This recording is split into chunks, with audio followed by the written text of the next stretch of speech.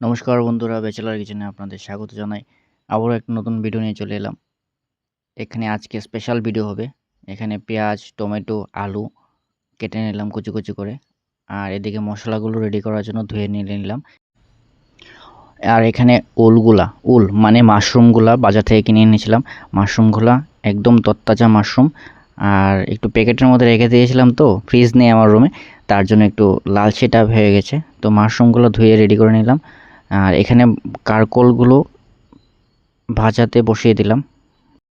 এখানে কারকোলগুলো ধুয়ে ভাজায় বসিয়ে নিয়ে নিলাম। কারকোলগুলো লাল লাল হয়ে গেলে তারপরে নামিয়ে নিয়ে নেব। কারকোলগুলো একদম ফ্রেশ ছিল, তো আমি কারকোল খেতে খুব ভালো পাই। কারকোলগুলো লাল লাল হয়ে গেছে, তো কারকোলগুলো একটু নেড়ে চেড়ে দিয়ে দেবো। সুস্বাদু কারকোল, একদম দেশি কারকোল বাজার থেকে এনেছিলাম।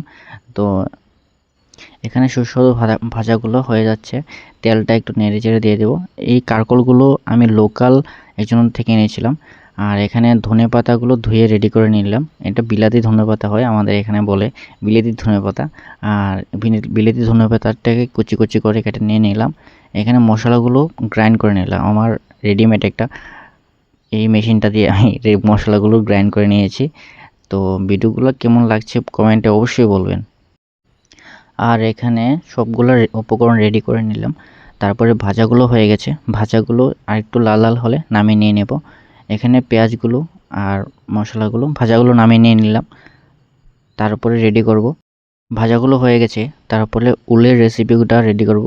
এখানে উলের রেসিপিটার রেডির জন্য আলুগুলো আগের থেকে ফ্রাই করে নিয়ে নিয়েছি। উলটা একটু সিদ্ধ করে নেব। একটু জলটা ছাড়লে একটু নুন দিয়ে দেবো। একটু জলটা ছাড়লেই রেডি করে নেব আমার উলের রেসিপিটা। একটু বয়েল করে নিলে, বাজার থেকে কী এনেছি সেজন্য একটু বয়েল করে নিলাম। আর এখানে আমার অ্যাডজাস্টার ফ্যানটা দেখে নিয়ে নিন, খুব সুন্দর ঘুরছে। আর ঘরের সুস্বাদু স্মেলগুলো বাইরে পাঠিয়ে দিচ্ছে। এখানে এটাও বয়েল হয়ে গেছে, তো তারপর আমি এটা নামিয়ে নিয়ে নেব।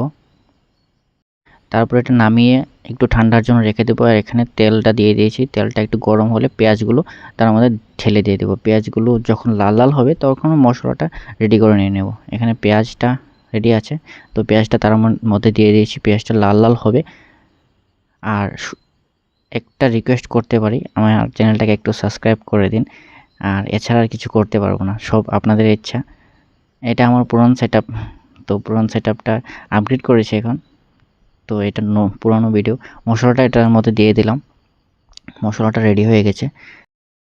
মশলাটা একটু ভালো করে নাড়বো, কারণ অনেকটা চিকেনের মতন রেসিপিটা হবে। তো বোনলেস চিকেনই বলতে গেলে উল। আর উলটা অনেক সুস্বাদু লাগে খেতে। তো এখানে টমেটোগুলোও দিয়ে নেড়ে চেড়ে নিয়ে নিয়েছি। আর উলটা একটু পরে দেবো, কারণ উলটা অনেক অলরেডি সিদ্ধ হয়ে গেছে। আর ভিডিওটা কীরকম হচ্ছে বা কীরকম লাগছে আপনাদের জানাবেন অবশ্যই। আপনারা কিছু কমেন্ট করেন না প্লিজ, ভিডিওটাকে সাবস্ক্রাইব করবেন আর কিছু কমেন্ট করে যাবেন, লাইক তো অবশ্যই করবেন। আমারও মোটিভেট হয় ভিডিও বানাতে। তো আমি তো ভিডিও বানাই, রান্না তো করি। তারপরে এখানে মশলাটার সঙ্গে হওয়ার সাথে সাথে ওলগুলো আর আলুগুলো দিয়ে দিলাম। আর খুব সুন্দর সুস্বাদু একটা ফ্লেভার আসছে, সেন্টও ভালো হচ্ছে। তো এখানে নেড়ে চেড়ে দিয়ে দেবো। কিছুক্ষণ নেড়ে চেড়ে তারপরে ঢাকনিটা দিয়ে দেব। আর এখানে অল্প পরিমাণে ধনেপাতা দিয়ে দেব।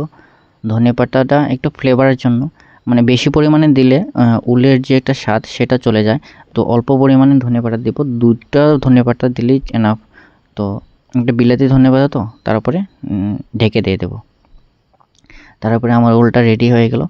তো বলবেন এখানে কারকোল ভাজা আর উল আর এটা নেমু নিয়েছি, খাবারটা সুস্বাদু হয়েছে কিনা সেটাও কমেন্ট করে জানাবেন। আর ভিডিওটা দেখার জন্য অসংখ্য অসংখ্য ধন্যবাদ আপনাদের। প্লিজ চ্যানেলটাকে সাবস্ক্রাইব করে দেন, একটা রিকোয়েস্ট তো করতেই পারি আপনাদের।